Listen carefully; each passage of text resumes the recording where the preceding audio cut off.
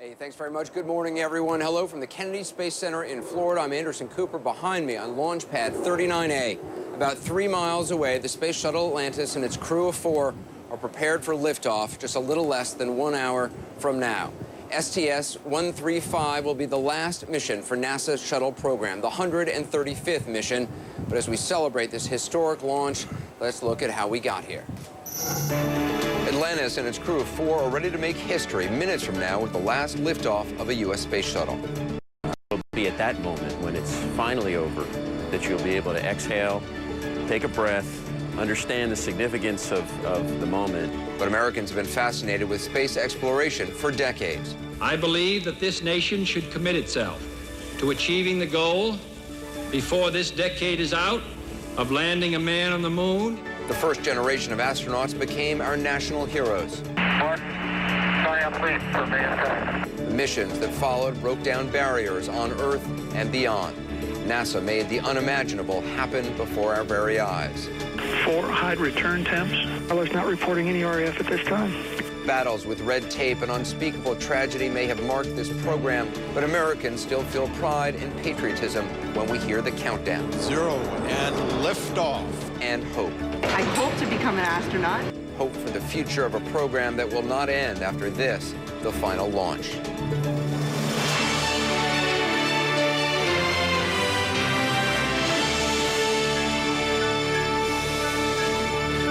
And we'll talk about what the future holds for the U.S. space program in our program this morning. But in the next hours, the excitement is building toward liftoff. And I got to tell you, it is very exciting here. As many as 1 million people are believed to have gathered to watch this liftoff in person. They want to see history happening. They want to see the last space shuttle launching off. We've also learned that President Obama will be making a statement at some point within this next hour. We, of course, will bring that to you live. That'll be from the Rose Garden on this morning's jobs report. We'll carry that live when it happens. I want to bring in my colleague John Zarella, who has covered a lot. This is your what? Yeah, launch? between 75 and 80 launches. 75. Yeah. Okay. Yeah. But this one, I mean, this is historic is probably going to be the most overused word today, so we'll try to avoid using it. But I mean, this is it. This is the final launch, and this crew, the final 4. Yeah, 30 years they've been flying shuttles. You know, my boys have never known anything else but space shuttles, as many people have out here. What's going on right now? Because we see the countdown clock behind us. And there's going to be a hold coming up in there, so that's not the real time. Right. You shouldn't think it. You see 28 minutes on that, but don't think that means it's happening in 28 minutes. They'll take it down to 20, and they'll stop, and then they'll take it down to 9 again and stop. So they're built-in holds. They can go over things, make sure things are going okay. Right now, Rick Sturkow, we heard that flying overhead in the shuttle training aircraft, checking the weather, which is the big issue right now, is this cloud cover we see. But, you know, in 1988, the first flight after the Challenger accident, the weather was just like this. The sky opened up, and they got Discovery off the ground. Last night, when I went to bed around 2 a.m., they were saying 70% chance of this being canceled. It looks like the sky has cleared, certainly. It's not raining right now. They have a shot, and that's why they're going through with this countdown. The astronauts are on board, the four-member crew. They fueled up starting around 2 a.m. last night. 2 a.m. takes about 4 hours to get the 500,000 gallons of liquid hydrogen and oxygen into the main tank here. And so they're all ready to go. They did have to change out a liquid oxygen pump. Not a big deal. That's done. And the vehicle's in perfect shape. It's just the weather right now, Anderson. Let's check in. We're going to check the weather in a moment. But first, let's go to Ed Lavandera. He is in mission control in Houston. Ed, at this point, it's a go? It sounds like it. We've heard throughout the morning here since we've been here, the officials here and the NASA officials that are in charge of... Yep, I can hear you, Anderson. Can you hear me? Yes, I got you. Sorry, Ed. Go ahead. Oh, no worries. All right. So this is mission control, and we'll take you down here in that middle bank that you can see there. The gentleman with the dark hair there, with his back to us, that is Richard Jones. He is the flight director. He is the man that will be making the call on whether or not Atlantis lifts off. And it's been a very calm morning here. We've seen a lot of these folks monitoring the satellite images that they're getting of the weather in the area. They've been a lot of smiles in this room, very laid back, and they've been here for many hours monitoring all the data that that's coming in, making sure everything is what needs to be in place to make all of this happen. So this is mission control. Once the Atlantis is up in space, they'll be manned 24/7. And this is an emotional moment for the folks here in the Houston area that have been part of this space shuttle program for all 3 decades. So many of the people, some of the people in this room will be losing jobs after the space shuttle program ends. There are a lot of people watching this closely. An emotional moment, but their number one goal right here today is making sure that Atlantis gets up safely and that this crew gets up safely and returns back to Earth safely. So it's really not a moment to kind of focus on, for them, on what has been going on with the space shuttle program and just how emotional this moment will be. But you can imagine when Atlantis returns safely back to Earth, that it will be a very emotional moment for all of the people in this room who are working to get Atlantis off the ground. Anderson? Yeah, even though there's only 4 people on board the Atlantis this morning, and that's a very small crew. Normally there's more than that. There's not going to be any spacewalks on this one because there are just 4 people. But remember, there are thousands of people standing behind those 4 astronauts, thousands of people who have been working for years to make this a reality, and many of them will be losing their jobs, and also this obviously affecting the surrounding areas around here in Florida, around the Kennedy Space Center. Let's check over to Chad Myers, who's at the Kennedy Space Center. He's at the visitor complex. Chad, the weather seems to be holding at this point.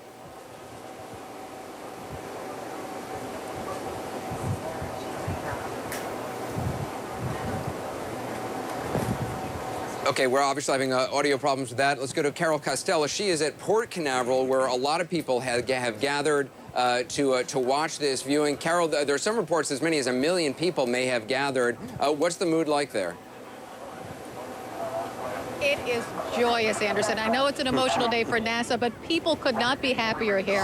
I'm right off of 528 on a little patch of land in Port Canaveral, but what a view. Take a look. Over my shoulder, you can actually see, at least I can with my naked eye, the space shuttle itself. It's a little tiny thing in the distance, but when it takes off, you will see the bright lights of the smoke in the sky, probably the rumbling on the ground. What makes this site so attractive is take a look over here at this big vehicle. Inside, amateur radio guys, they have a line hooked into NASA controls so the people out here can actually hear the countdown from NASA. They're going to pipe it out to the crowd, and the crowd just loves it. I'm telling you, Anderson, people from all over the country are here. I've talked to people from Missouri, from Tennessee, Kentucky, some people over there from Canada. We're going to talk to them a little later. They've been camped out on this beach for a couple days now. They actually arrived 3 days ago, kind of scoped out the area and centered on this spot. They've been sitting in beach chairs along the waterline there, for about 48 hours now. So they're ready for that launch to go on. I was so excited to hear from Chad Myers so I could share with the crowd with some possible good news, because believe me, Anderson, they want that thing to take off this afternoon. Yeah, I can tell you everybody here certainly wants to see that, and people around the world want to see that. Carol, appreciate it, and we will check in with Chad as soon as we get his audio fixed. Right now, the NASA test director is doing final briefings with the launch team. They enter a 10-minute hold at T-minus 20 minutes, as John Zarella mentioned a few moments ago, while those checks happen. Now, the countdown resumes at 21 past the hour, and the computers on board Atlantis switch to launch mode. Now, when we get to 32 past the hour, you'll see the countdown clock stop again at T-minus 9 minutes. That'll last for well over half an hour while management teams make their final go, no-go decision on the launch, assuming everything is a go, and right now it seems to be. Then at 11:17 Eastern Time, the countdown resumes at T-minus 9 minutes to launch. Keep in mind, the crew has been on board Atlantis for a few hours at this point. At 11:19, the access arm will retract. 11:21, more systems start up, including auxiliary power units. So that's the checklist ahead of the launch, which is scheduled still for 11:26 a.m. this morning. We have much more ahead in the next 2 hours of our live coverage on the past and the future of NASA's space program. We're live here from the Kennedy Space Center in Florida. We'll be right back in a moment. October 4th, 1957, the Soviet Union launches the first artificial satellite into orbit, Sputnik. Russia's new technology is seen as a threat to America, and the U.S. forms its own space program. A year later, NASA is born. And that's another CNN top moment in space.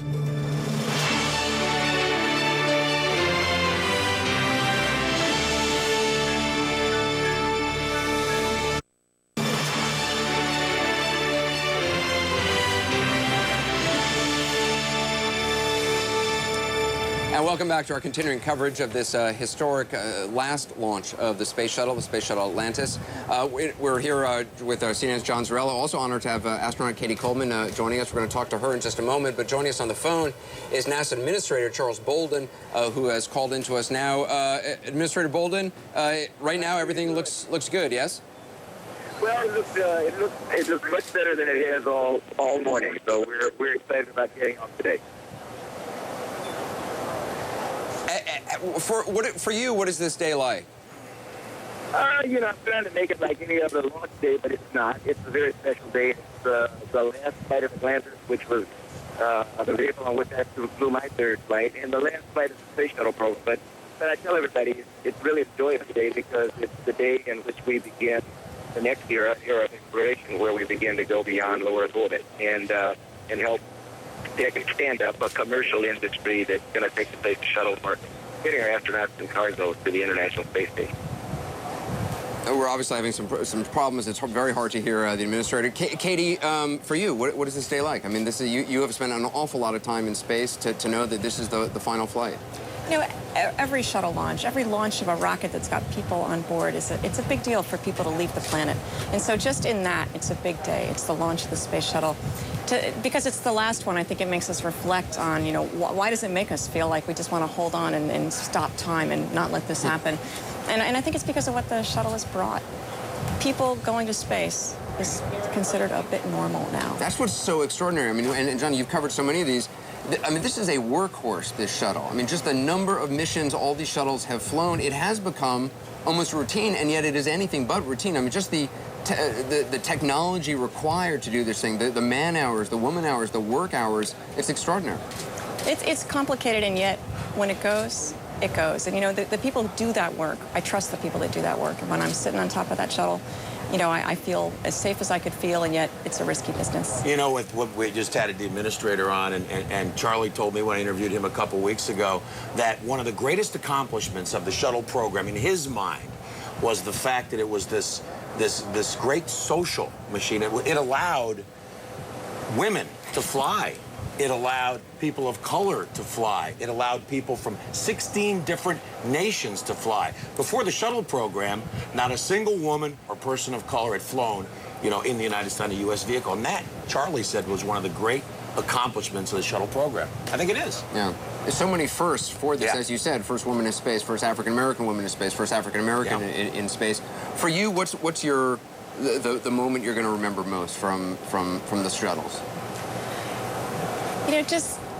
I think for a person to go to space, actually, at least for me, you just think it's never actually really going to happen to you. And when I was up in space and just getting to look out the window for the very first time, and it happened to be New England, where I'm from, and just that image and realizing that you've worked for so long to be in this place and you're inside a spaceship, you've got great jobs to do, but this is where you as a person really are, is in space. To me, that's just a really great memory. Yeah. Katie's going to stick around with us.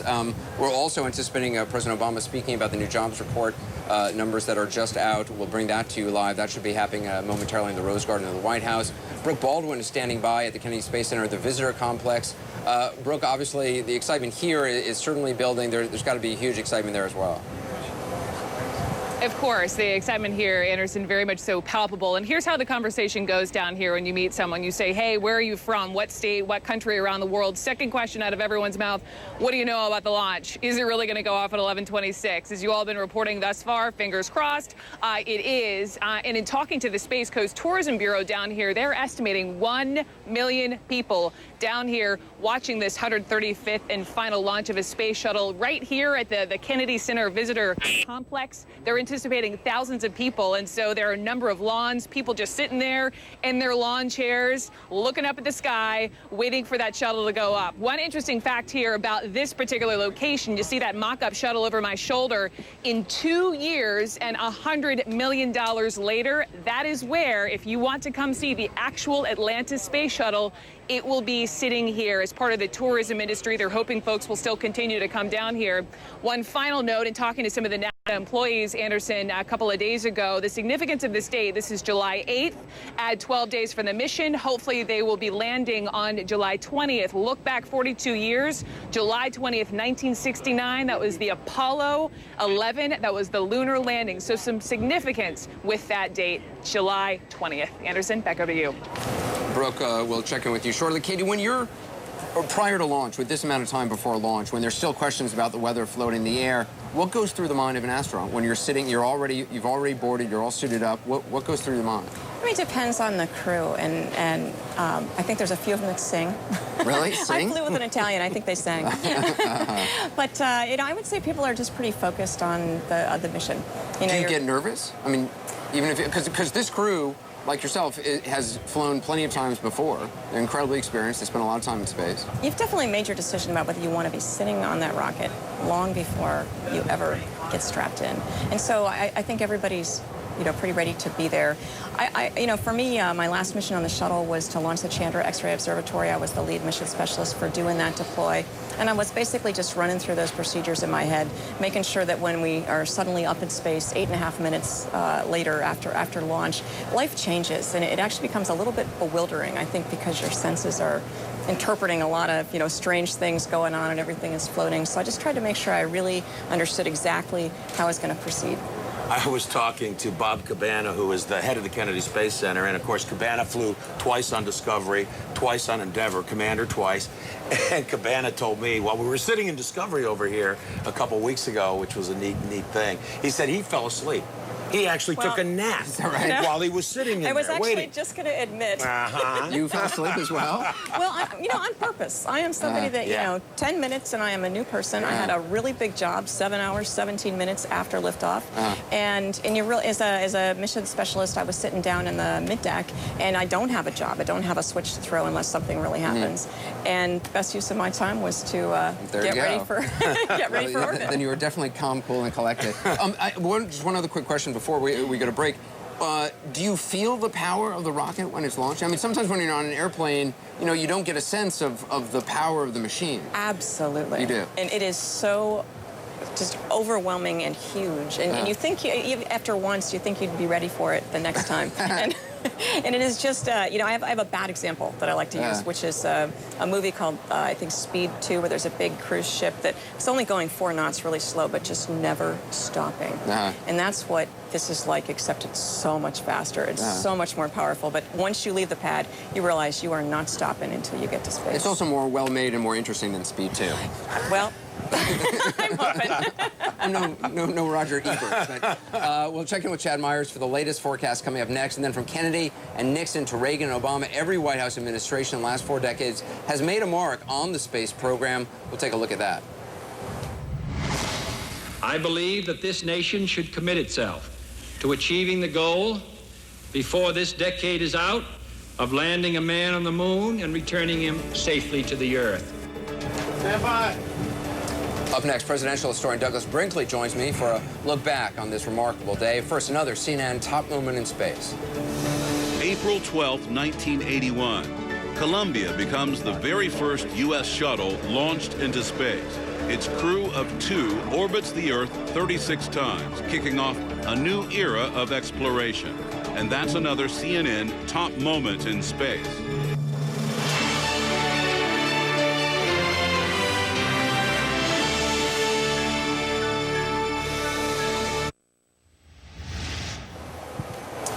And welcome back to the Kennedy Space Center, where we are awaiting the launch of the Atlantis, the final mission, the final 4 astronauts flying off into space. Let's check in with Chad Myers to see if the weather is going to hold. Chad, he's at the Kennedy Space Center visitor complex. Chad, it looks like the sun is maybe peeking out a little bit. It is trying. As of 9:54, though, the last update that we've had from NASA, it was still a code red no-go because of weather, because the clouds above this flight right now still too thick. But let me show you what's coming. A much thinner cloud deck, and you can even see the blue sky through here. We can even begin to see some shadows here. As this cloud deck begins to move over the launch site, the clouds will get thinner. The no-go, I believe, will turn to a go, and our condition red may go away just in time. Now, I'm telling you, all the way through this morning, we were no-go the whole morning. And yesterday, of course, with the rain, we were no-go. But today and this afternoon, it's looking better and better every minute, especially with the sunshine coming out, Anderson. You better get your sunblock there, Chad. We'll continue to check in with you over the 2 hours of our coverage. I want to bring in presidential historian Doug Brinkley. He's in Austin, Texas this morning. Doug, thanks so much for joining us. You're obviously a presidential historian. You've covered the space program for a long time, but you also are writing a biography, the definitive biography of Walter Cronkite, who obviously covered this space program for a long time. So there's a lot to talk to you about this morning. Take us back to the late 50s, then the early 60s. President Kennedy vowing to get Americans on the moon. And it was, in doing research for this, I hadn't realized that it was really Richard Nixon who first talked about the idea of a space shuttle. Well, that's right. Look, in the 1950s, and in 1957, a panic struck the United States because the Soviet Union put up a Sputnik satellite, and we thought we were losing space to Russia in the Cold War. So we created, under Eisenhower by '58, NASA. And it started building. We had a lot of early failed attempts in the late 50s, but by the time John F. Kennedy came in, he prioritized NASA. And he is the person who said in '61 that we're going to put a man on the moon at the end of the decade. So he actually gave it a time slot. That made everybody work very quickly. And you started getting those historic launches where the whole nation would watch with TV, which was kind of a new thing for live coverage, would watch Alan Shepard in 1961, and by 1962, John Glenn's suborbit of Earth just dominated national consciousness, and NASA became America's favorite pastime. Even during civil rights problems and the Vietnam War, people would still kind of rally together around their TV set to pull for Mercury, Gemini, and Apollo.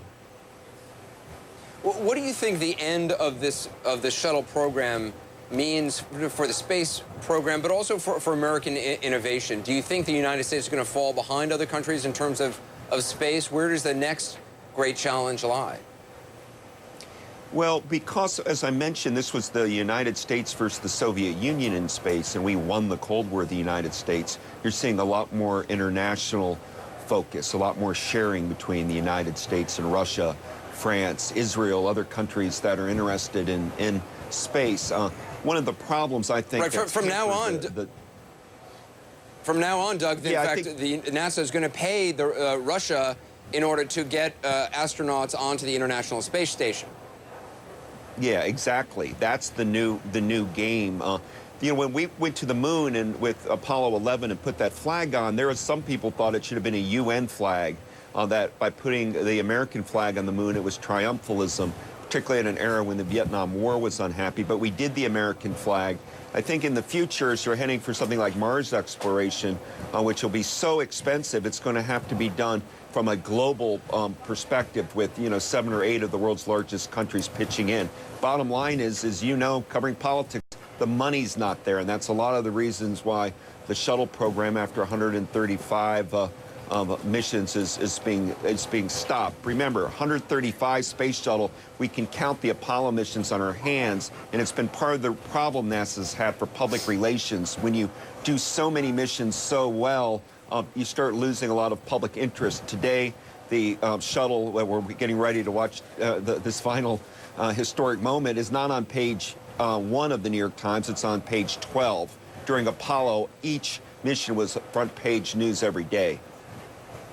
And Walter Cronkite covered each one. You're writing a bio about him. What surprises you most about, did he always love space from the time he was a kid?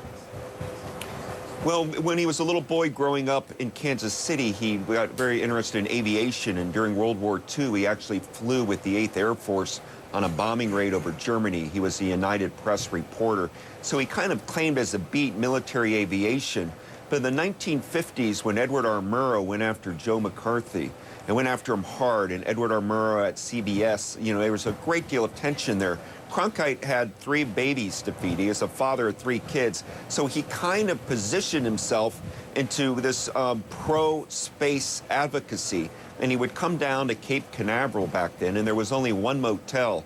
It was owned by a Holocaust survivor from Auschwitz, and what became one of Cronkite's closest friends. And he would sit like we're waiting right now and just wait, just to have that the blast off. And what distinguished Walter Cronkite in spaces, was space takeoffs, is there's this moment as we're waiting now, when it would take off, he would simply say things like, that look funny when I read them on a transcript, but like, oh boy, oh my gosh, I can't believe it's happening.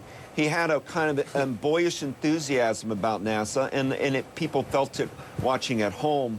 And in fact, Anderson, when in the 1980s, he lobbied, and I've seen the documents, lobbied NASA to go on the space shuttle. He was determined to be the first journalist in space. And then you had in the blow-up of the Challenger, and NASA had to reconfigure how they put civilians into space. By the time John Glenn got to go back up as a senior citizen, Walter Cronkite was deemed too old, and he had a heart problem. And he was very bitter at NASA that they wouldn't let him actually take part in the space shuttle program. No, he's such a remarkable man and part of American history. Doug, appreciate you being with us this morning. I know you'll be watching as well as we will. Talk to anyone connected to the shuttle program in 2011. They're going to tell you the program has changed for the better. But the change came, of course, at a terrible price after the tragedies at Challenger and Columbia. We'll have more on that next. April 24th, 1990, NASA launches the Hubble Space Telescope. Orbiting the Earth at 5 miles per second, Hubble sends back breathtaking pictures of galaxies, black holes, and new planets. Those photos help advance our understanding of the universe, making it another of CNN's top moments in space.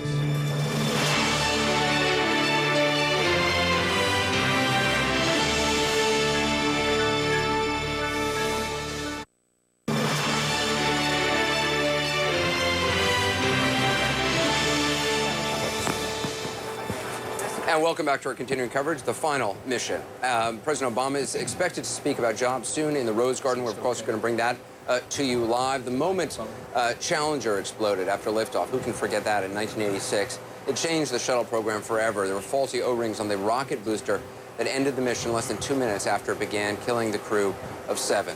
17 years later, of course, the crew of Columbia met the same fate, this time on re-entry. A piece of foam had ripped off during launch and poked a hole in Columbia's wing. The orbiter burned up when it made its way back into the Earth's atmosphere. Of course, why talk about those tragic moments on this day? Because they changed the way, those incidents, those tragedies, changed the way that NASA works, and they changed the lives of NASA's employees forever. I want to bring in my colleague John Zarella, astronaut Katie Coleman, who's with us, and Senator Bill Nelson of Florida, who spent 6 days orbiting the Earth aboard the Space Shuttle Columbia back in 1986. Let's start with you, Senator.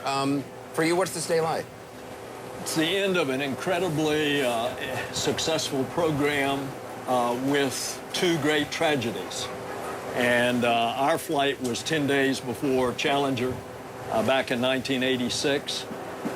Human mistakes of communication is what caused both space shuttles to be destroyed.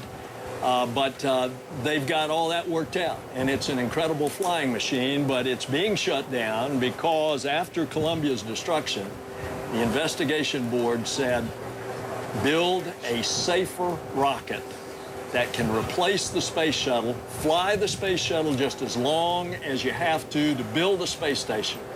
And that's what this mission today, carrying up cargo, will complete that process. It seems like when you talk about the future of the space program, we're looking at a bunch of different things. In terms of manned space flights, there's a lot in doubt about what the future really holds. They've talked about going for orbiting an asteroid, or they've talked about perhaps going to Mars someday, but the technology at this point doesn't really exist for that. How concerned are you about what happens in the interim?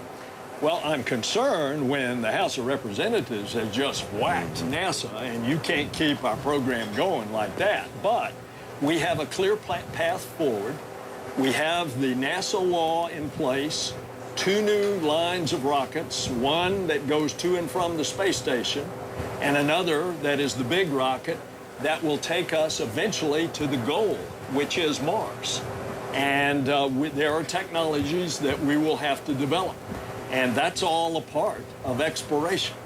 In terms of unmanned space flights, the path is much clearer. I mean, there's already a number of things that are going to be happening just in this next year for unmanned space flights. No, that's true, and I think there's a tendency to think just because this particular kind of vehicle, the fleet of the space shuttles, is not going to be flying, that space flight is over when It's so far from true. I mean, right now, as we speak, there are 6 people living on the International Space Station, and actually probably listening to CNN as we speak. At least when I was up there a month ago, when we would watch launches, we'd end up streaming either CNN or the NASA channel. Right? On the International Space Station. Right, oh, right. And cool. so we can't do it all the time, but when there's a certain kind of communication pass, we can see it. And because we like to get our news up there as well, and it's a nice way to check in on the progress of the mission. So they'll be streaming the NASA channel. Let me ask you what we're looking at right now. We're seeing, I believe it's a mission control. What's the mood in there like at a time like this?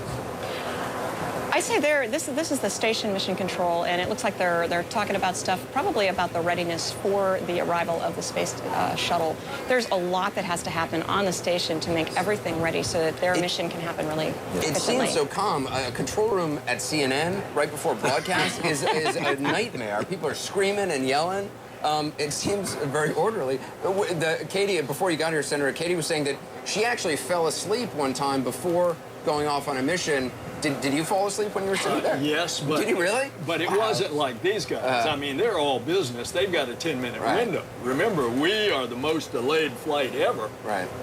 4 scrubs on the pad. We had a basically 3-hour window. At one point, I mean, we were cracking jokes. And the administrator, Charlie Bolden, was on your flight, right? He was our pilot. He was the pilot. Yeah, Charlie Bolden, one of the best days' work I ever did was I convinced the president to make Charlie the head of NASA. When you, when it went off, Katie was saying it's unlike anything else. I mean, you really feel the power of that rocket. Was it? Well, when those solid rockets light off at T-0 and you've got about 7 million pounds of thrust underneath you, you definitely know you're going someplace. You just hope it's straight up. What is it, the elephant? Isn't that what you always say? It's like on your chest? Having a gorilla on your chest, which I don't really know what that feels like. But I mean, it's just really sort of smooshed in this direction that all of you just feels really I've had a gorilla flat. charge at me, and it's not pleasant. So this sounds a little more interesting and pleasant, I think. We got to take a quick break. We'll continue to talk as we wait for the president to speak on jobs. We wait for the final countdown of launch. We'll go back to where it all began, that first shuttle liftoff back in 1981. Do you remember where you were? July 14th, 1965, the Mariner 4 spacecraft flies past Mars. The mission provides the first close-up view of the red planet. The 22 images that arrive back on Earth are the first ever returned from deep space, making it another of CNN's top moments in space.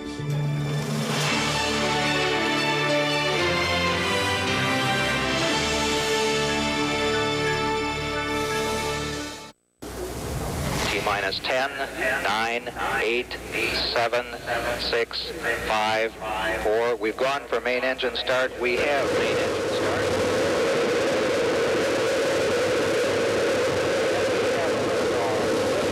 America's first space shuttle. And the shuttle has cleared the tower. Wow.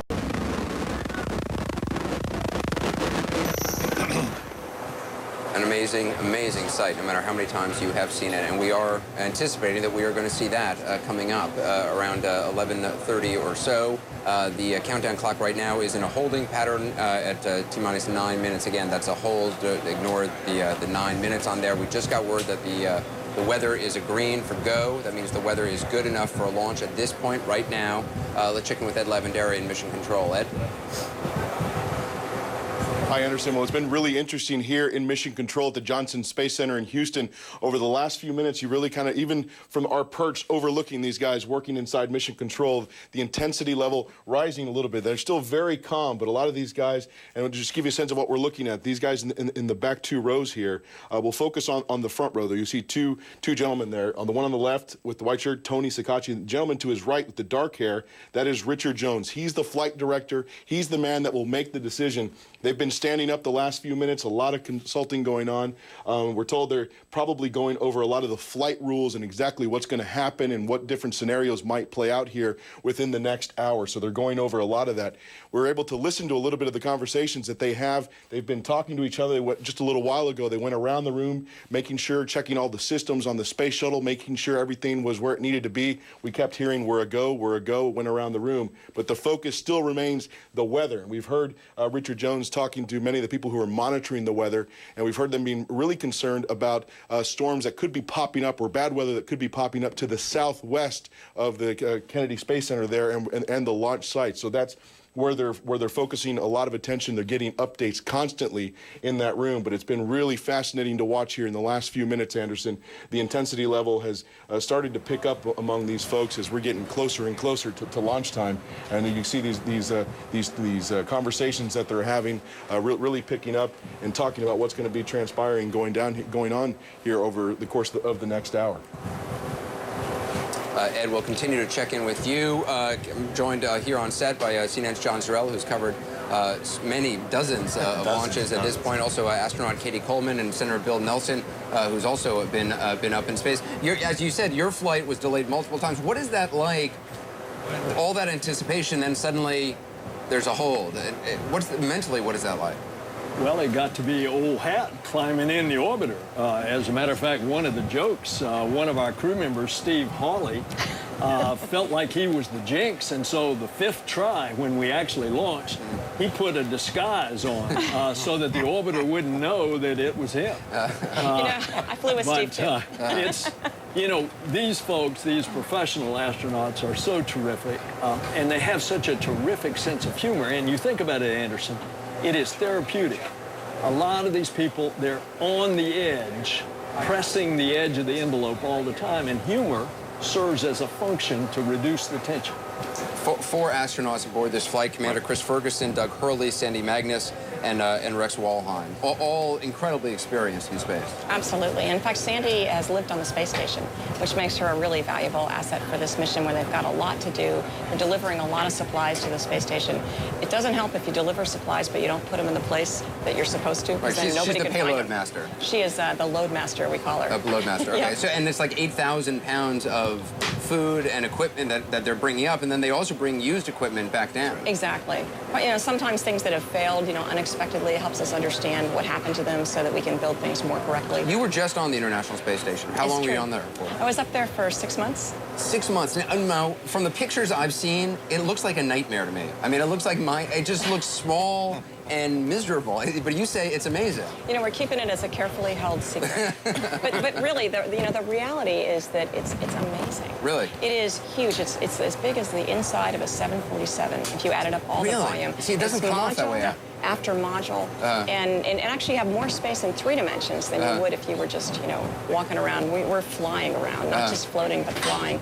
There is a Japanese experiment module. Columbus is the European experiment module. The U.S. lab, a node, which is a place where we, different things.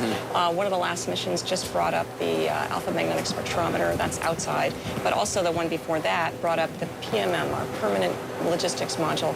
Basically a big, huge closet that we really needed. And you went up in the Russian space ship, the Soyuz, and you went back down. And that's really the future. NASA's going to be paying Russian space program to send astronauts up and back in Soyuz. I hate to say it, but the reality of what we're doing now is we've spent a long time building a space station, and it is there. 6 people are living in it. It's orbiting the Earth all the time. We have all the power, the data, the experiments, and spare parts that we need to do a lot of good work that can't be done down here. And so it's a pretty exciting time for the space station, and they'll be glad to get what Atlantis is bringing today. We talked about some of the things that are going to be happening over this next year in terms of unmanned spaceflight. I just want to specifically, the Dawn spacecraft is going to go around an asteroid later this month. Juno mission to Jupiter, and also the Mars rover is launching at the end of the year. Yeah, and that's a big one, that Mars rover. It's like the size of a Volkswagen, they say. Huge. It's an enormous rover with all kinds of science capability. It makes the old Pathfinder, which was about this big, it really just dwarfs those. Do you worry, Senator Nelson, as someone who represents Florida, and obviously there's huge economic impact to the people in Florida of this program continuing, that without a clear, the mission is Mars, but without the technology at this point, without the ability at this point to get to Mars, that Congress will continue to kind of defund space programs? Because of the economy is the big fear. That the need to cut back this huge deficit, and how are you going to allocate those cuts? Now, I think the Senate will restore a lot of the cuts that the House of Representatives did, but no doubt We don't have a Cold War with a mortal enemy, the Soviet Union, that we're trying to beat to the moon. And so you don't have that incentive. But Anderson, you asked the question of any American, do you think we ought to have a vigorous, successful space program? And you will get a very affirmative answer. President Obama has said that he wants NASA to focus on bigger picture things, on longer range things like Mars, like an asteroid, and let more commercial flights deal with kind of a near-Earth orbit. And that's the two lines of rockets. The commercial, that will be the space taxi that will go to and from the station. Then the big rocket that will let NASA do what NASA ought to be doing, which is get out of Earth orbit, go explore the cosmos. And that's what we're going to do. A lot ahead. Let's talk with Carol Costello. She's on a beach very near the Space Center over in Port Canaveral. Carol, obviously good news. The weather at this point is green. The weather is a go. That is certainly good news for the folks who have been waiting an awfully long time. Anderson, they have been waiting an awfully long time. I mean, they've come from far and wide, from all over the country. I met some people here from New Zealand and Australia who came here to Port Canaveral just to see this last shuttle launch. Let's talk to some of my friends from Canada. This is Steve and his son Adam. You've been here since 1 a.m. Eastern this morning. Oh, my goodness, why? I just couldn't miss the last shuttle launch. I've wanted to see one for years, and this is the end of an era, and I just couldn't miss it. Why didn't you come before? Oh, family, work. It's just, I ask you that because this is the kind of thing that NASA would have wanted to see through its history of the space shuttle. Yet here you are for the first time and the last time. Well, it takes a big commitment to get down here. It was 22 hours of driving to come here, so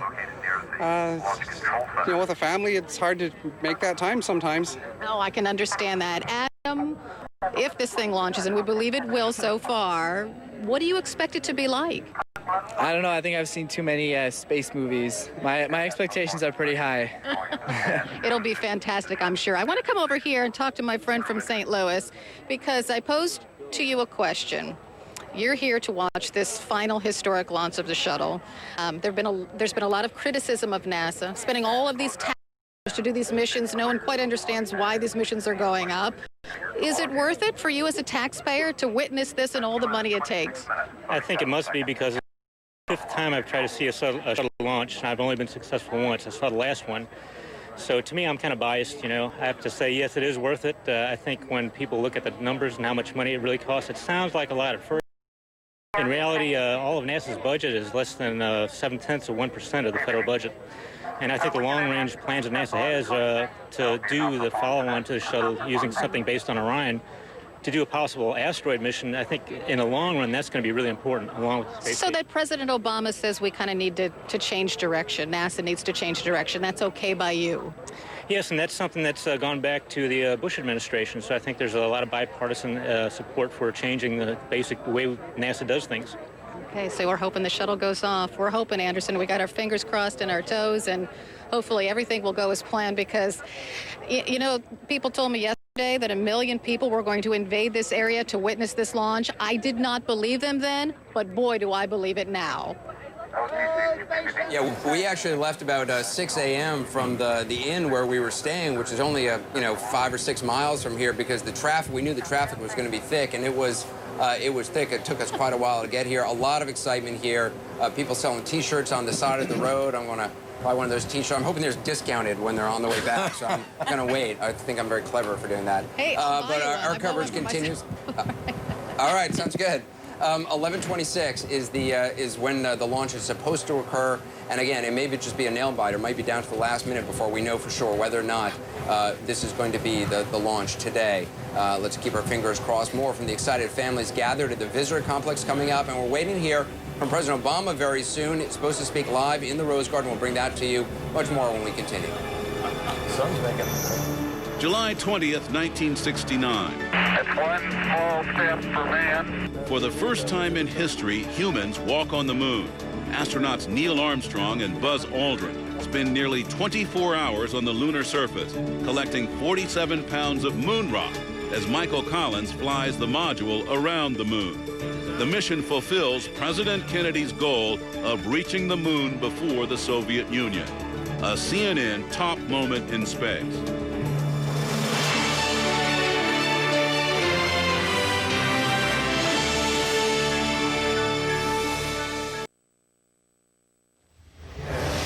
So mission control saying no go? Right for now. And welcome back to the final mission of the Space Shuttle. Getting word mission control right now is saying no go. Again, this is going back and forth. We got the weather was green a short time ago, but at this point, mission control is saying no go. But we'll continue to follow this. The launch is scheduled for 11:26. We're anticipating President Obama soon to appear in the Rose Garden to speak about jobs. We will bring that to you live. At this point, when you hear mission control saying no go, what does that mean exactly, Katie Coleman? It depends what it's for. In this case, it's for the weather, and it means got certain criteria that have to be met in order for all the systems to be go for launch. And if any one of them isn't go, then we're waiting on those things. And there's usually a specific paths that they're going down to solve those problems and explain to the flight director in what time frame are they solvable, and what's their plan for So it doesn't mean the mission is no go at this point. It's just the weather is not possible. And everything is proceeding on track as if the weather was go, but right now we are still no go for weather. And there's an astronaut right now, Rick Sturkow, right? Yes. And he's flying in the shuttle training aircraft, and he's doing real-time look at the weather conditions above and aloft to gauge what the situation is, the height of the cloud decks, the thickness of the cloud. Exactly. All that plays into whether they can launch, right? And if they don't launch today at 11:26, can they launch tomorrow? They physically could, but it would be harder. And the mission management team has made a decision that with all the crowds that came to see this launch today, the folks that have to work after the launch that doesn't happen, those folks have to get home. They have to get some sleep and come back. And actually, because of the extra crowds, the workforce really just can't get in and out fast enough. That's interesting because so many people come. I estimated 1 million people.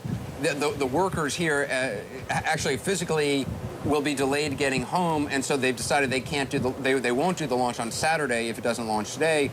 So the crowds actually do kind of affect Well, them. I would say this affected it. It's not like the primary driver. Sure. And basically they had 3 days of a launch window here, and they had to focus on 2. And I think that was just one factor that contributed. So when would be the next day they'd go for? Sunday morning. And every day it's about 20 minutes earlier, so about 40 minutes earlier than 11:26. All right. Well, everyone's hoping, obviously, it is still going to happen today at 11:26. The clock is ticking. As we said, we're also waiting for President Obama to speak on the jobs numbers that came out today. Let's quickly check in with Brooke Baldwin, who's at the Kennedy Space Center Visitor Complex. Brooke? Hey, Anderson. Yeah, I know you're hearing possibly no go, and I know this is the final space shuttle launch here, and we are hoping to send more astronauts up in space. Take a look next to me. I might have found a few who are waiting in the wings. Let me introduce them. They are David, Jay, both of whom are 4 kindergartners, aspiring astronauts, and I have Cade here. Cade came all the way in from Colorado. Cade, high five for the commander suit, buddy. Oh, so why do you like space so much, bud? Because like I never been there before, and so. Me neither, by the way. So when I grow up, I'm going to be an astronaut, and I'm going to the moon. You're gonna go to the moon? Maybe I could come with you. As a journalist, I could come with you on board. Yeah. What's so exciting about being here all the way from Colorado and seeing this launch? What are you so excited about? I'm so excited about is that like I never seen the launch before. I only saw it on the computer, but now is my first my last time to see it, and it is your last time. This is the last space shuttle. Are you a little sad about that? Yeah. Maybe you can help develop the next one. Okay. Cade, thank you so much. Guys, nice to meet you very much. Nice to meet you. Thank you very much. Anderson, back over to you. Brooke, thanks very much. It is now the top of the hour, 11 a.m. on the East Coast of the United States. We're 26 minutes away from the planned launch of Atlantis, the last shuttle mission, live here at Florida's Kennedy Space Center. We are also anticipating President Obama to speak any moment now from the Rose Garden in the White House. Take a look at this, though. Atlantis and its crew of 4 are ready to make history minutes from now with the last liftoff of a US Space Shuttle. It'll be at that moment when it's finally over that you'll be able to exhale, take a breath, understand the significance of the moment. But Americans have been fascinated with space exploration for decades. I believe that this nation should commit itself to achieving the goal before this decade is out of landing a man on the moon. The first generation of astronauts became our national heroes. The missions that followed broke down barriers on Earth and beyond. NASA made the unimaginable happen before our very eyes. 4 high return temps. Is not reporting any RAF at this time. Battles with red tape and unspeakable tragedy may have marked this program, but Americans still feel pride and patriotism when we hear the countdown. 0 and liftoff. And hope. I hope to become an astronaut. Hope for the future of a program that will not end after this, the final launch.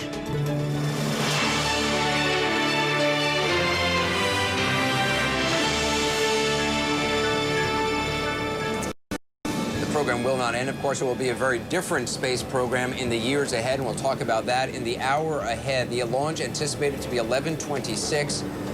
Again, a lot depends, though, on the weather. At this point, it all seems to depend on the weather. I'm joined here by CNN's John Zarella, also astronaut Katie Coleman, who most recently spent 6 months on the International Space Station. We'll talk to her throughout this next hour. I want to quickly check in, though, with Chad Myers, who's at the Kennedy Space Center Visitor Complex. Chad, what's up with the weather right now? The sun was peeking out a short time ago. It's still getting better, Anderson. There's only one little fly in the ointment, and there's a kind of a thick cumulus cloud above that little treetop there, little palm trees. If that cumulus deck is more than 4,500 feet thick, that means there might be raindrops in that deck. The shuttle cannot fly through rain. Why? Because if the shuttle is wet, and then 2 seconds later, it's high in the sky at 70 degrees below zero. Clearly, that water freezes on the shuttle and even freezes under some of those ceramic tiles. But over to the left, let's keep going around here. You get rid of that cumulus deck, you have weather just like this. It couldn't be better. That is spectacular weather.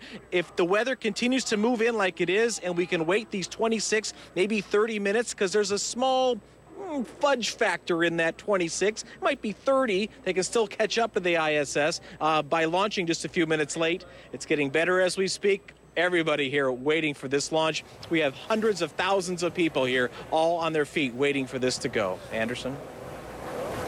Chad, we'll check in with you again, 11:26, the time that it is supposed to launch. Let's hope it does.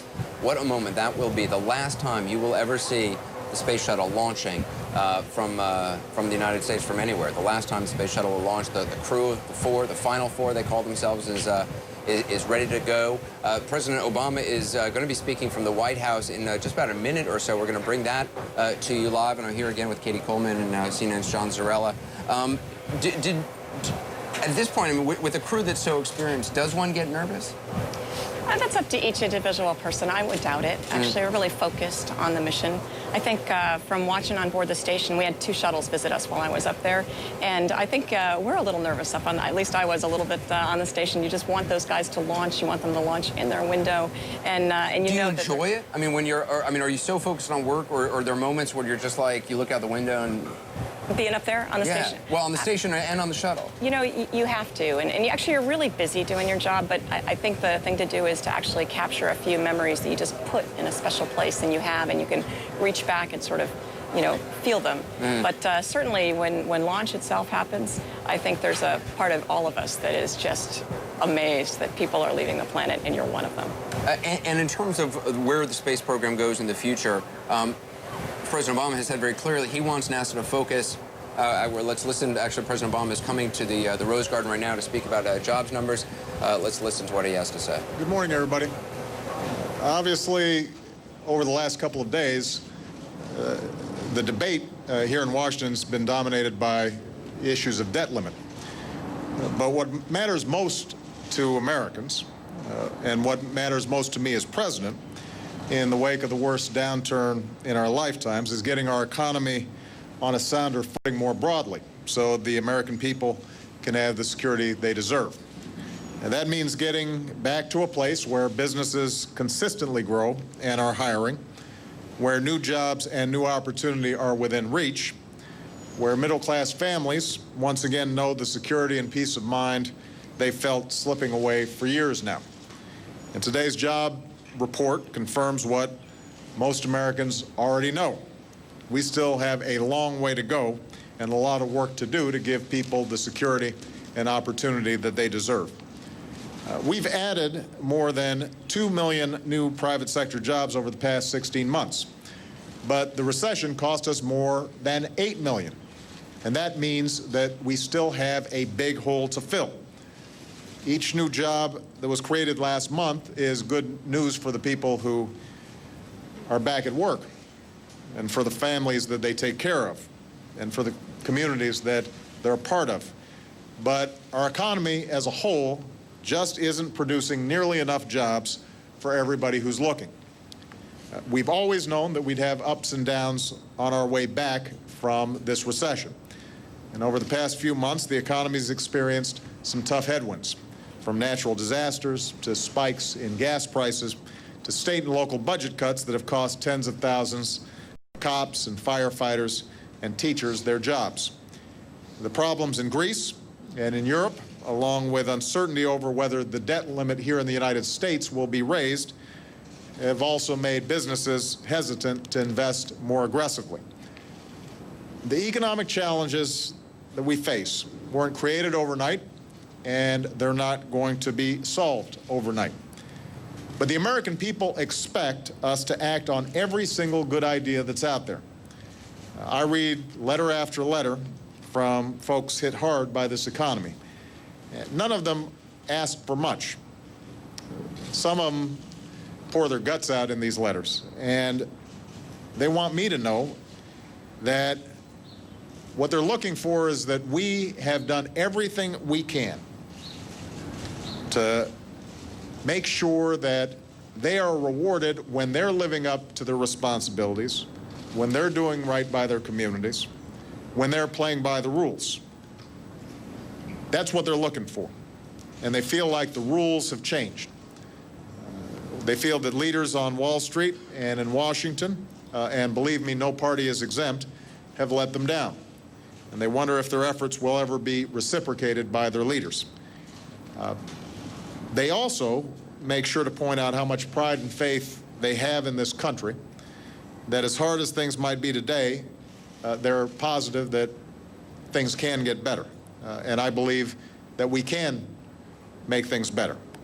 How we respond is up to us.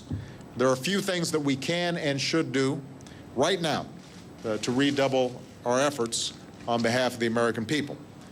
Let me give you some examples. Right now, there are over 1 million construction workers out of work after the housing boom went bust, just as a lot of America needs rebuilding. We connect the two by investing in rebuilding our roads and our bridges and our railways and our infrastructure. And we could put back to work right now some of those construction workers that lost their jobs when the housing market went bust. Right now, we can give our entrepreneurs the chance to let their job-creating ideas move to market faster by streamlining our patent process. That's pending before Congress right now. That should pass. Today, Congress can advance trade agreements that will help businesses sell more American-made goods and services to Asia and South America, supporting thousands of jobs here at home. That could be done right now. Right now, there are a lot of middle-class families who sure could use the security of knowing that the tax cut that I signed in December to help boost the economy and put $1,000 in the pockets of American families, that's still going to be around next year. That's a change that we could make right now. There are bills and trade agreements before Congress right now that could get all these ideas moving. All of them have bipartisan support. All of them could pass immediately, and I urge Congress not to wait. The American people need us to do everything we can to help strengthen this economy and make sure that we are producing more jobs. Also, to put our economy on a stronger and sounder footing for the future, we've got to rein in our deficits and get the government to live within its means while still making the investments that help put people to work right now and make us more competitive in the future. As I mentioned, we've had some good meetings. We had a good meeting here yesterday with leaders of both parties in Congress. And while real differences remain, we agreed to work through the weekend and meet back here on Sunday. The sooner we get this done, the sooner that The markets know that the debt limit ceiling will have been raised and that we have a serious plan to deal with our debt and deficit. The sooner that we give our businesses the certainty that they will need in order to make additional investments to grow and hire, and will provide more confidence to the rest of the world as well so that they are committed to investing in America. And the American people sent us here to do the right thing, not for party, but for country. So we're going to work together to get things done on their behalf. That's the least that they should expect of us, not the most that they should expect of us. I'm ready to roll up my sleeves over the next several weeks and next several months. I know that people in both parties are ready to do that as well, and we will keep updated on the progress that we're making on these debt limit talks over the next several days. Thank you. Meeting with Mrs. Pelosi. President Obama speaking from the Rose Garden this morning about the jobs numbers out, the weak jobs numbers that came out today. And again, 11/26, the launch of the Space Shuttle Atlantis, the last launch of from the Space Shuttle program. 30 years now of history, concluding really today with this launch, and then of course the return days from now. I'm here with CNN's John Zarella, also astronaut Katie Coleman. At this point, Katie, what is going on both here in the local control and also mission control in Houston? So as we speak, launch control here in Kennedy Space Center is actually having a poll to see if each system is ready. And so they're doing that right now to see if they're go to come out of the 9-minute hold. And it's launch control here, which controls things until what point? Until the shuttle clears the tower, and then it's mission control in Houston controlling the shuttle mission. Mm-hmm. So launch here, mission Houston. They're polling right now. We can hear them. You have the ranges clear. The only issue that right now that they're facing is whether the weather is go. Mm-hmm. So that's what we've got. Launch team is ready to proceed. They need a little bit more time, they're saying, to evaluate the weather. So more time is needed. Again, 11:26, still on schedule for that 11:26 time. There's a remarkable video that CNN.com has made showing all 134 launches of space shuttles. This will be, of course, the 135th launch. We'll add that on to this video at the end of this program once this launch is successful. But let's just take a minute. It runs for like a minute and a half. It's a quick video. All 134 launches, in case you've missed them. I think John Zarella has seen nearly all of them. Just about. I don't want to date you here, John. But let's take a look at. Let's take a look back. The remarkable moments. T-minus 10, 9, 8, 7, 6. We have engine start. 5, 4, 3, 2, 1. And we have liftoff. On its way. Space Lab 2. Shuttle has cleared the tower. Roll program initiated. It's in controlling now. Roger, roll, Challenger. Americans return to space as Discovery clears the tower.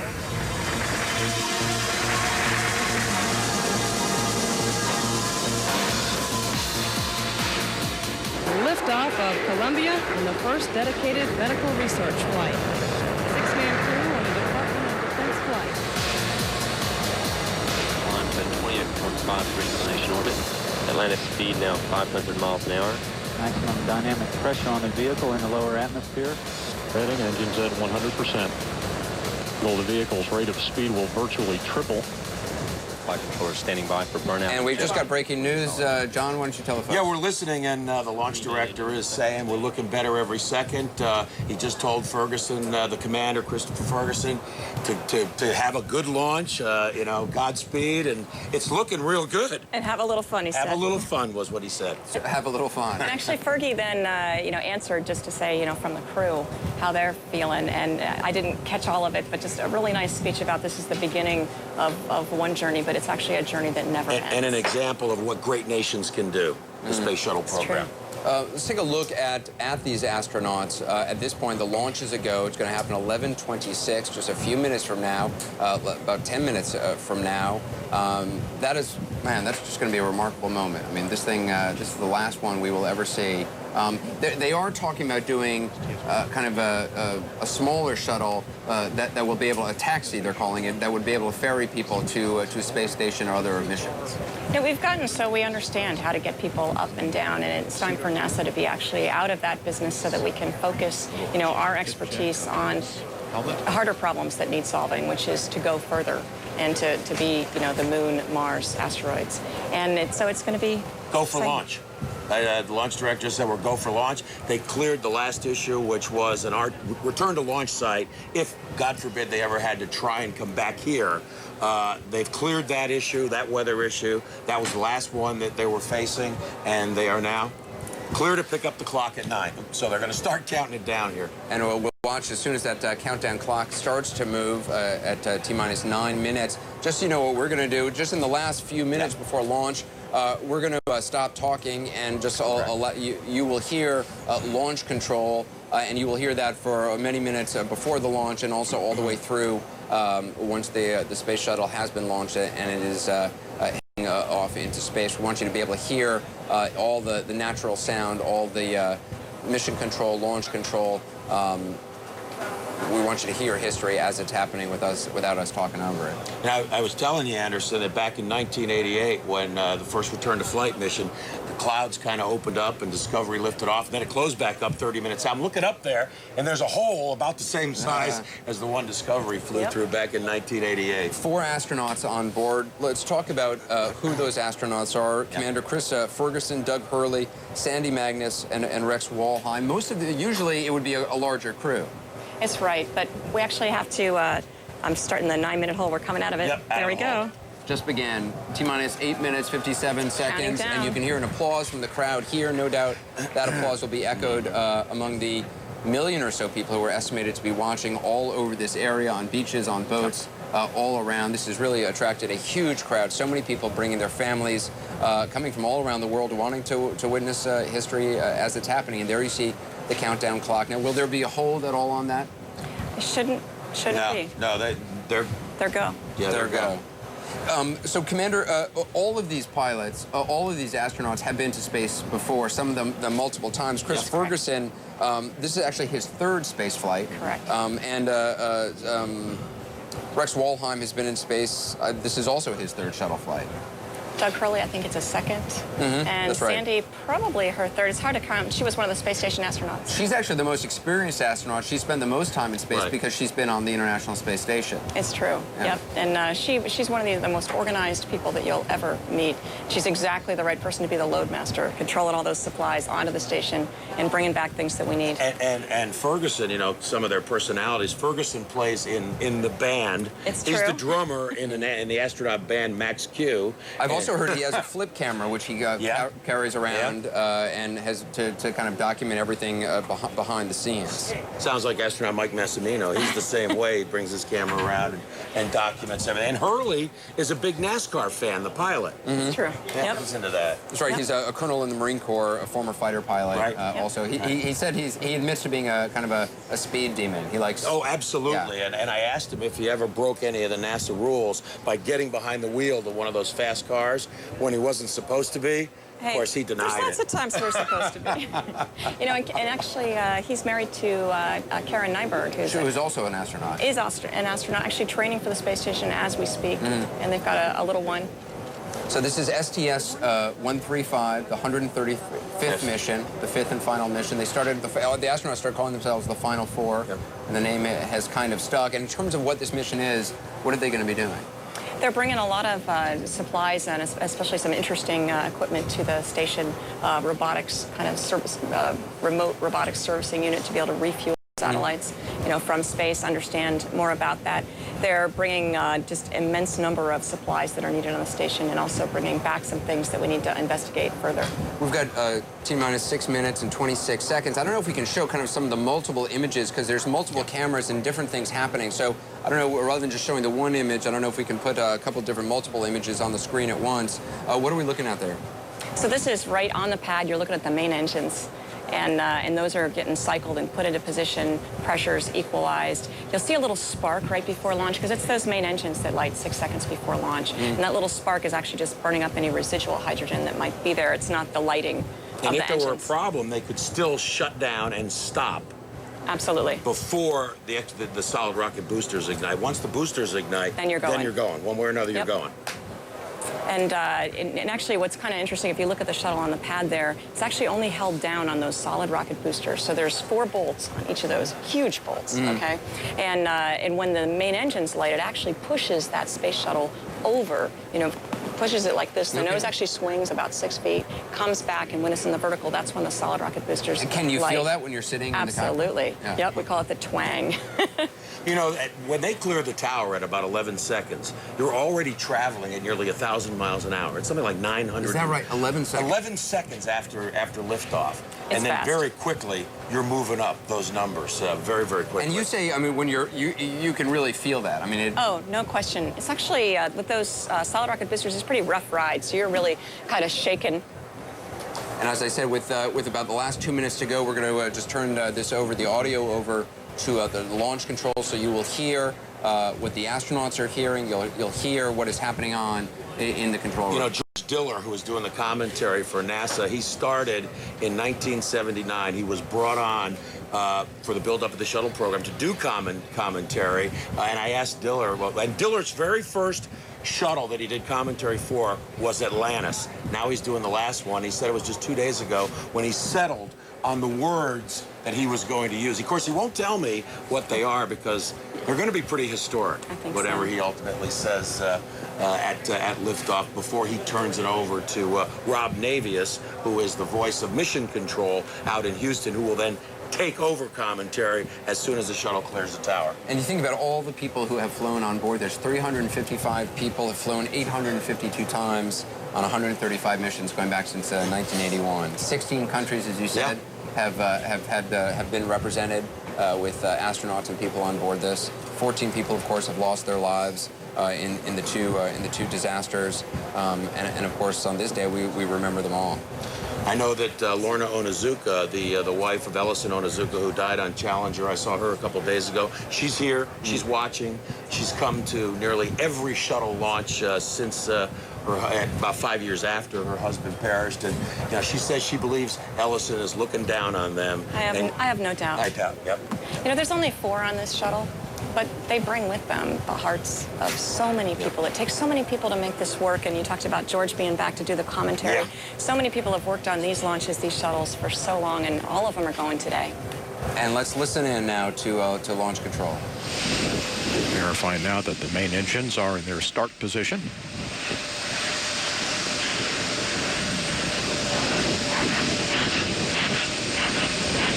TLS is go for ET LO2 pressurization. Starting now the retraction of the gaseous oxygen vent arm, the vent hood.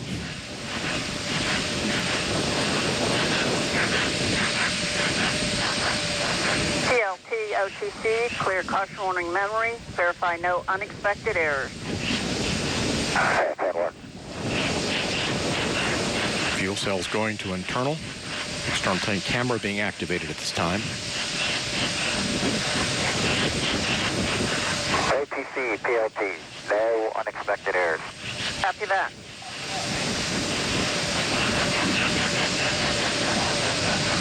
Flight crew, OTC, close and lock your visors and initiate O2 flow. That's at work. T-minus 2 minutes. TLS is go for ET LH2 pressurization. Solid rocket booster camera is being activated.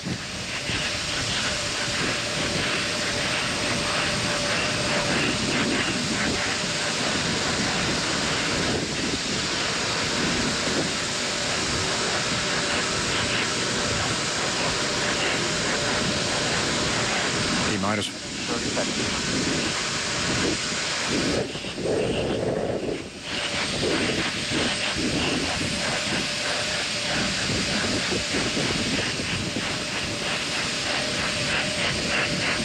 Sound suppression water system is being armed.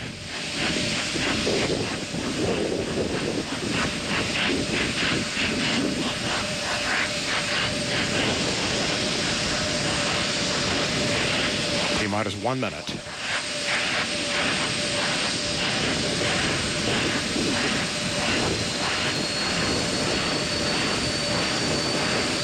But oxygen and liquid hydrogen fill and drain valves are closed. T-minus 40 seconds, handing off to Atlantis' computers at T-minus 31. T-minus 35, 33. Clock will hold at T-minus 31 seconds due to a failure. And we have had a failure.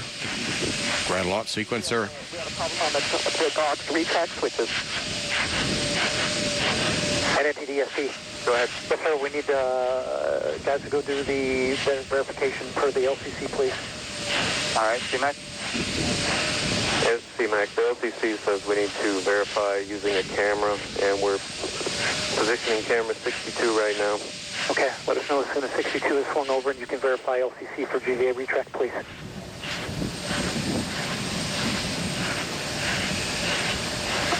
And all personnel, we're holding here 31 seconds while we get a verification that the GVA has fully retracted. Per our pre-plan. This is CMAC. We verify retracted. Okay, and you can verify that it is fully retracted per the instructions that we've been that we developed, correct? That's correct. All right, and SPE? And NTD, SPE concurs. They satisfy the requirements of GSC 13 pre-plan contingency. I am go. Okay, I copy. And launch director? Yes, sir. I heard all that and concur. Press on. All right, very good. NTD, SPE?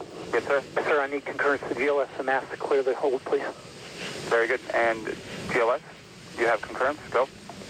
Copy that. It's in work. Thank you. Let us know when that's complete.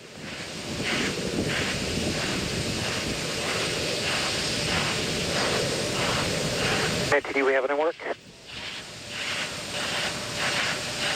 All right, guidance.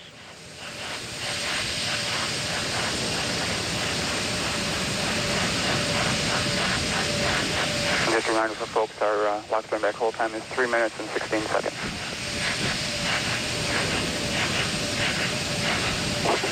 NTD, CTLS on 212, we're ready to go.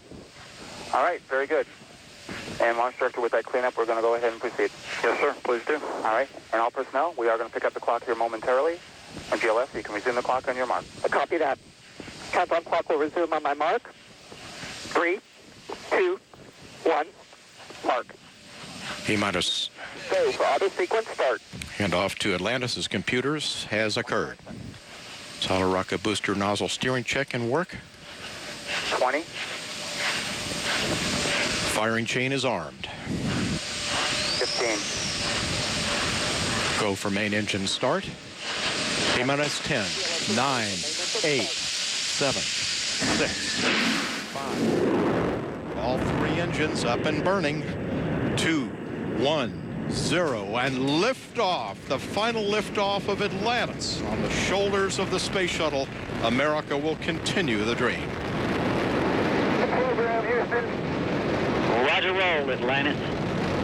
Houston now controlling the flight of Atlantis. The space shuttle spreads its wings one final time for the start of a sentimental journey into history. 24 seconds into the flight, roll program complete. Atlantis now heads down, wings level on the proper alignment for its 8.5-minute ride to orbit. 4.5 million pounds of hardware and humans taking aim on the International Space Station. 40 seconds into the flight, the 3 liquid fuel main engines throttling back to 72% of rated performance in the bucket, reducing stress on the shuttle as it goes transonic for the final time. Engines now revving up, standing by for the throttle up call.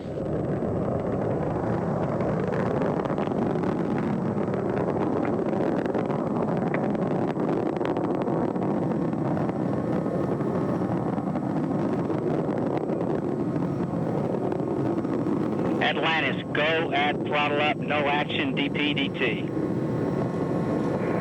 Go with throttle up, no action on DPDT.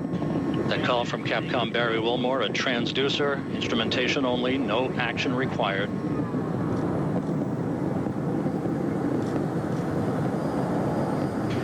Atlantis now 15 miles in altitude, already 16 miles downrange from the Kennedy Space Center, 1 minute 40 seconds into the flight. Atlantis flexing its muscles one final time. Atlantis traveling almost 2,600 miles an hour, 21 miles in altitude, 24 miles downrange, standing by for solid rocket booster separation.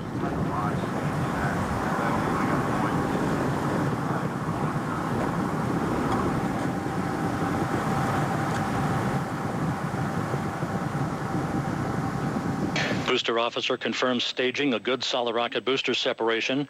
Guidance now converging. The main engine steering the shuttle on a pinpoint path to its preliminary orbit. 2 minutes, 20 seconds into the flight. Atlantis already traveling 3,200 miles an hour, 35 miles in altitude, 50 miles downrange. The propulsion officer reports the orbital maneuvering system engines have ignited. Atlantis kicking on its afterburners for 1 minute, 23 seconds for the final phase of powered flight. Atlantis, 2-engine towel. Copy.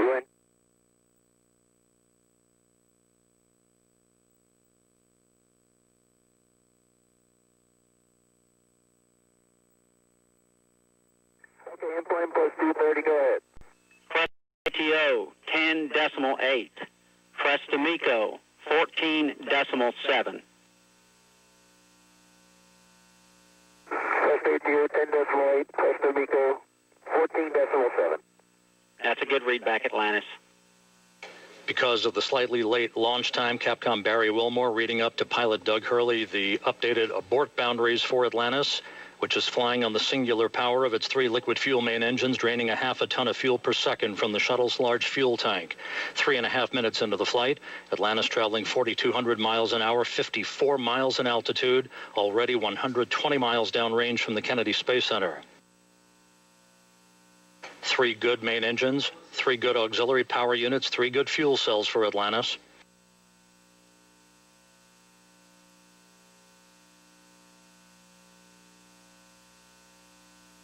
Atlantis, negative return. Negative return. That call from Capcom Barry Wilmore indicating that we're too high in altitude, too far downrange to return to the launch site in the event of an engine failure. Right through that hole in However, the cloud, Atlantis' like 3 I said it engines would. performing perfectly. Wow. 4 minutes, 20 seconds into the flight. John Zarella listening in as well, and astronaut Katie Coleman is with us. Katie, in terms of what's happening now, what's going on? Well, they've already gotten rid of the solid rocket boosters. We use up all the fuel, toss them off. Looks like they fall down, but they actually go up another 150,000 feet. Is that right? Because they're still on their way. Now, those things actually will land in the ocean vertically, Really? get picked up, cleaned out. Could be used again, but in this case, not necessary. I'm sure Last they'll pick them time. up and clean them out, though. And now we're just waiting for main engine cutoff, which is going to be 8.5 minutes after launch. And that means they've achieved orbit and they're on their way to space. I mean, you guys have seen this a lot. This is the first time I've actually been here for it.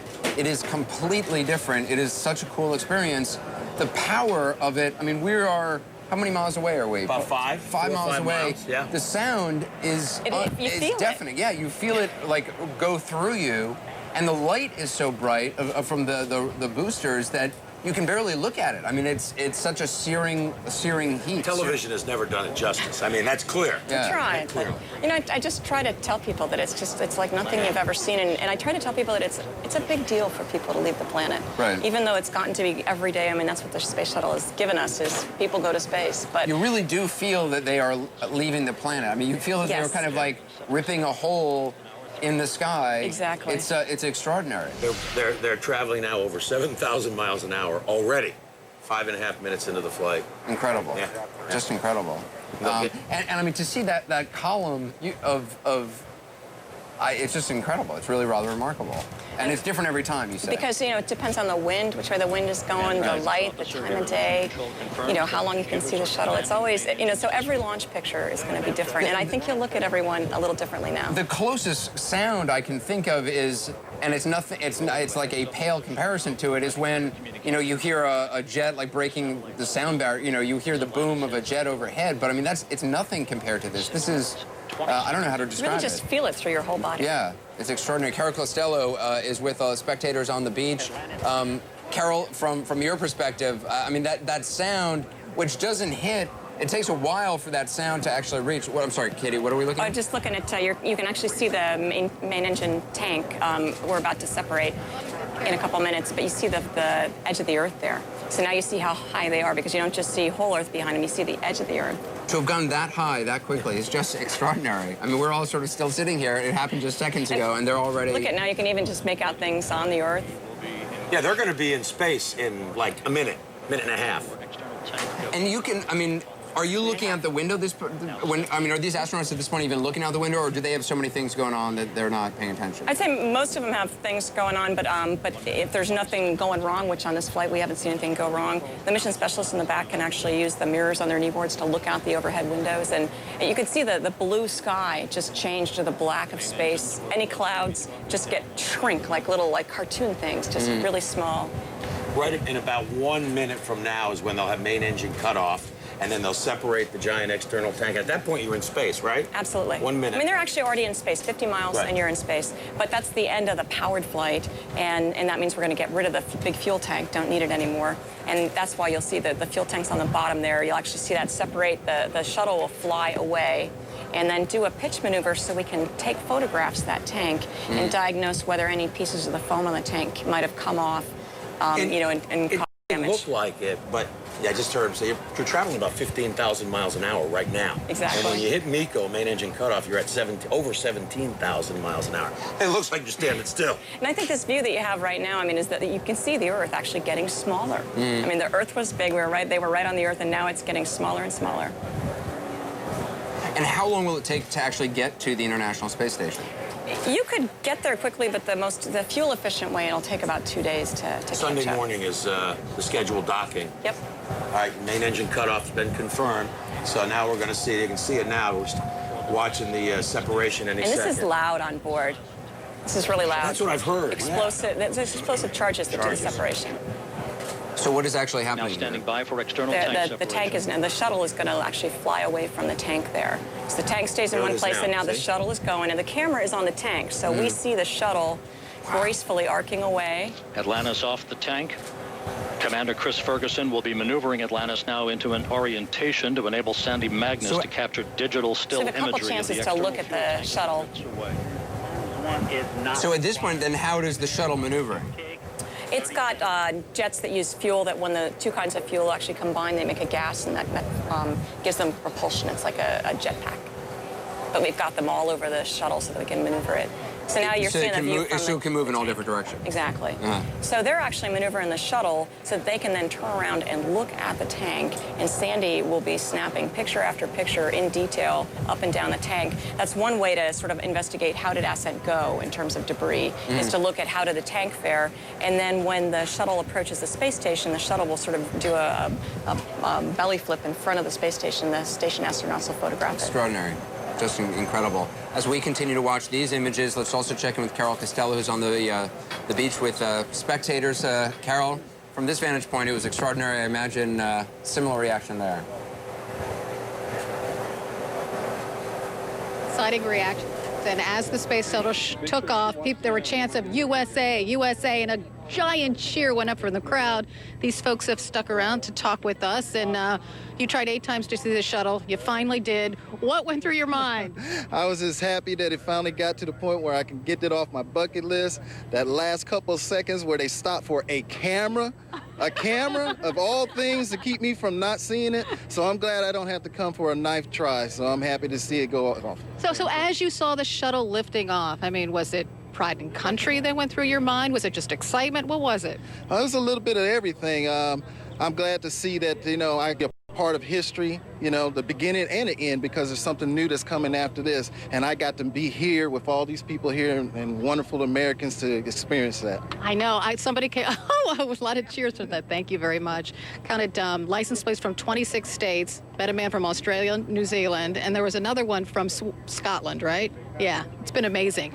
Okay, Matthew, you were sleeping because you got here very early this morning. You were awake for the launch, thank goodness. So when you saw it, what adjective described it best?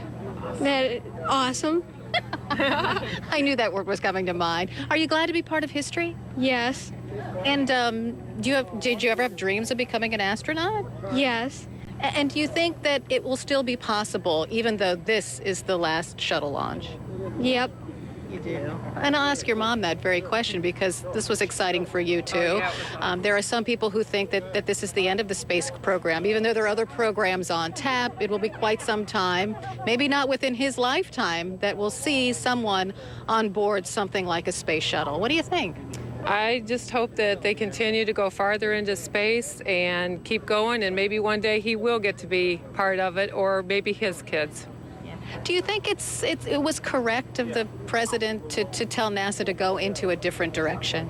Yes, he was. I think I think we should go to the moon and to Mars and visit other planets and see stuff. So although this is kind of a sad day because it's the last, shuttle that's gone up, that's okay by you? It wasn't sad. It was a good ending to a great vacation here in Florida. That's awesome. See? There are still hopeful Americans out there, Anderson. But I got to tell you, when we saw the bright lights of the shuttle taking off and the chants of USA began, it was hard not to cry, frankly. Well, just so many extraordinary different emotions. I mean, to witness it in person, so much different than seeing it on TV. But we're glad that the launch happened and that folks around the world were able to watch it on our coverage. I'm here still with Katie Coleman and CNN's Sean Zarella. I sound like an idiot. While Carol was talking to people, all I kept saying to you was like, wow. I still can't get over just the power of that machine and the technology required to make this happen. It's an emotional thing. I cry probably at almost every one that I see in person because it's so clear how much power there is, and there's people in there, and in my case, I know them, and they're doing something that they think is really important. You brought your son with you here today. Why'd you want him to be here and see it? Well, I wanted him to see a launch when I wasn't on the rocket. I wanted him to do that together so that we'd get to, kind of talk about what launch feels like, to watch it. Because for me to watch a launch is actually, I'm pretty nervous watching, and I wonder what it was like for him. It's got to be amazing to hear kids, as we heard earlier, I think Carol or Brooke interviewing a little boy who was saying he wants to be an astronaut. It's got to be kind of an amazing feeling when you hear somebody say that. Well, because they think it's just like one more, they could be this, they could be that, they could be an astronaut. They just think it's normal. And I think that means that we've achieved a lot of our goals. They think going to space is normal. And the shuttle really has done that. I mean, it's a workhorse. It has, been the site of so many firsts, the first woman in space, the first African-American in space, African-American woman. Yeah, and we call it iconic, and it really is. I mean, it's right up there with the Coca-Cola symbol and the CNN symbol. I mean, really.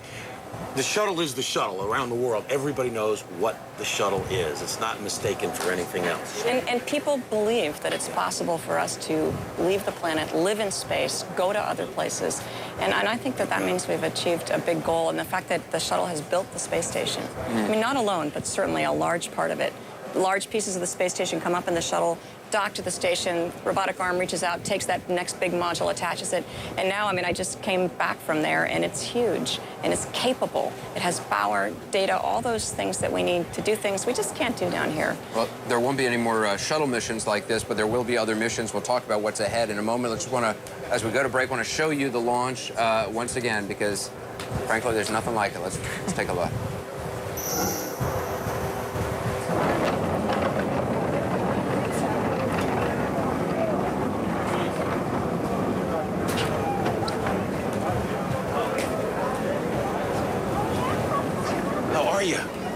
Good to see you. Hey, how are you? I'm Anderson.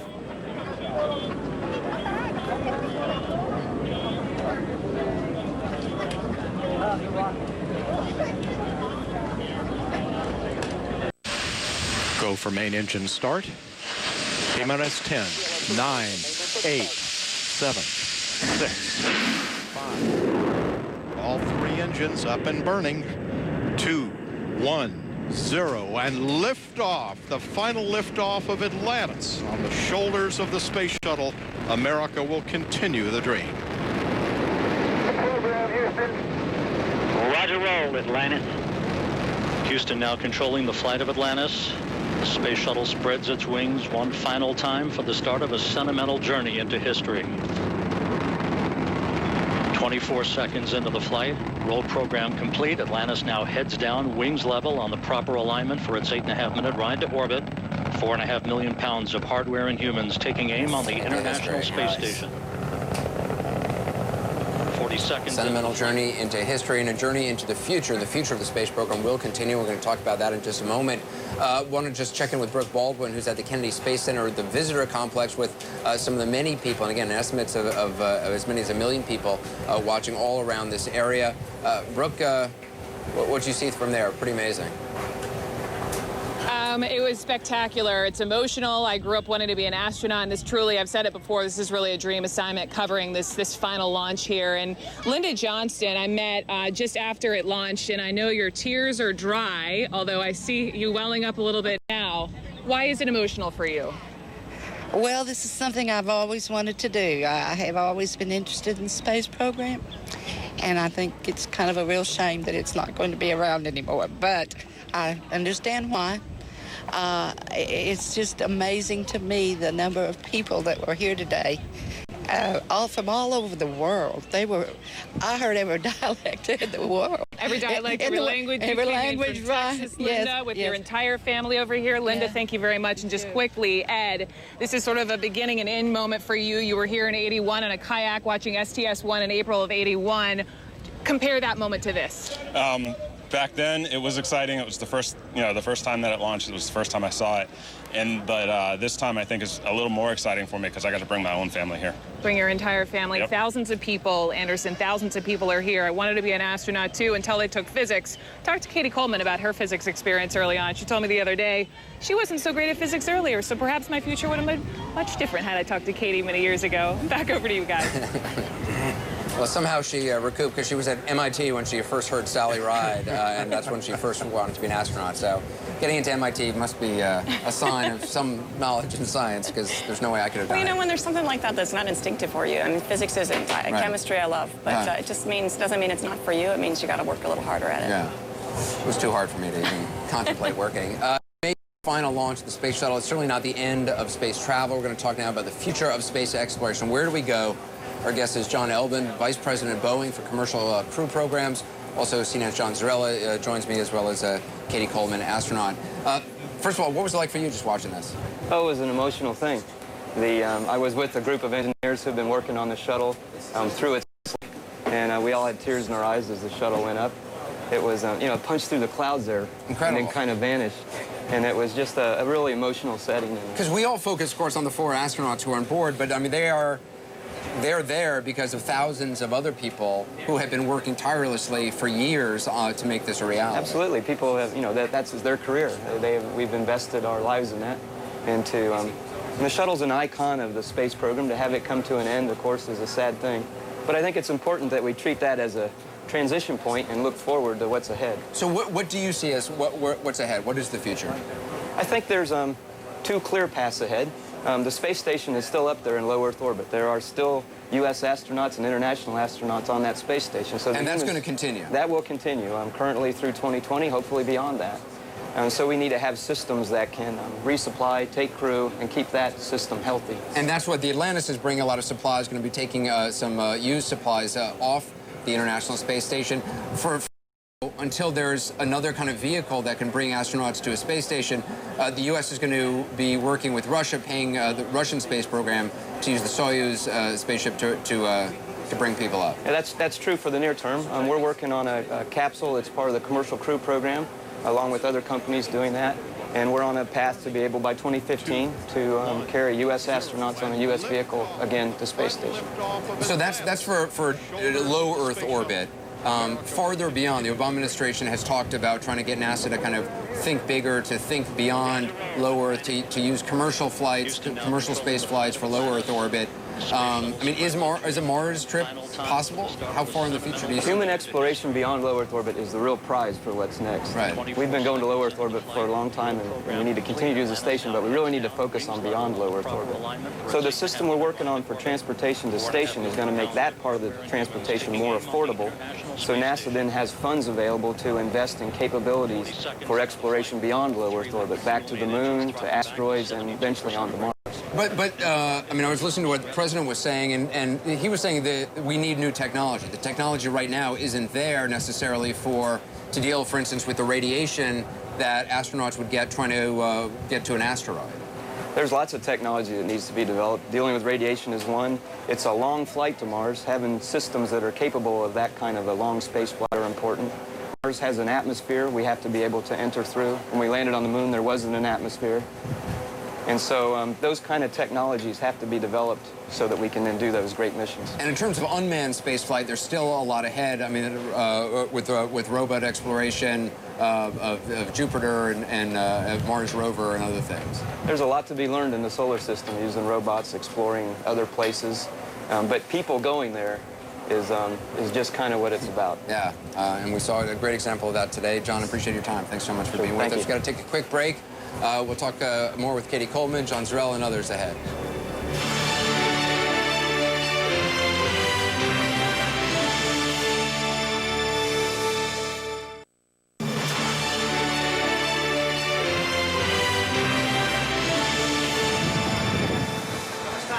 Well, we're going to be showing you, in a moment, we're going to show you all the shuttle missions, all the launches, all 135 of them, which is just an extraordinary video that'll take about 2 minutes or so. So that's at the end of our program. But we want to tell you about the retirement homes for our long-serving shuttles. 21 museums put in bids to house the shuttle once they're all decommissioned. Only 3 sites received the honor. Shuttle Atlantis will stay in Cape Canaveral at the Kennedy Space Center Visitor Complex. Endeavour is headed to the California Science Center, and Discovery's new home will be the Smithsonian National Air and Space Museum. As a tribute to all the shuttles and the people behind them, here's 134 launches in 134 seconds, plus the one that just made history today. Take a look and enjoy. T-minus 10, 9, 8, 7, 6. We have engine start. 5, 4, 3, 2, 1. And we have liftoff. And the history's largest astronaut crew is on its way. Space Lab 2. Shuttle has cleared the tower. Roll program initiated. It's in controlling now. Roger, roll, Challenger. Americans return to space as Discovery clears the tower.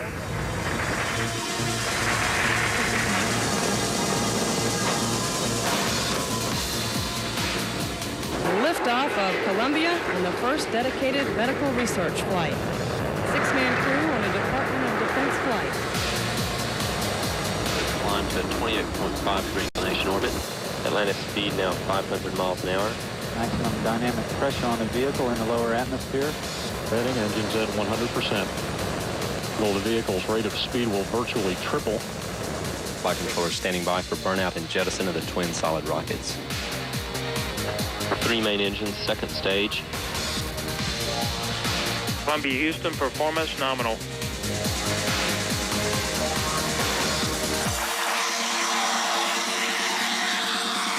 On a heads-down position, on course. Space Shuttle Columbia with the Microgravity Science Laboratory. Starts at about 1G vertical acceleration. Have a photo now. All systems on board are continuing to perform well. Good solid rocket booster separation.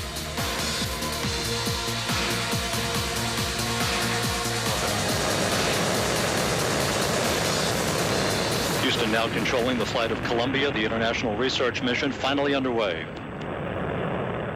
And liftoff of Space Shuttle Discovery, beginning America's new journey. Atlantis begins its penultimate journey to shore up the International Space Station. Final liftoff of Discovery. Houston, Endeavour, roll program. Roger, roll, Endeavour. Go for main engine start. T-minus 10, 9, 8, 7, 6, 5. All 3 engines up and burning. 2, 1. 0 and liftoff, the final liftoff of Atlantis on the shoulders of the space shuttle. America will continue the dream. Program, Houston. Roger, roll, Atlantis. Houston now controlling the flight of Atlantis. The space shuttle spreads its wings one final time for the start of a sentimental journey into history.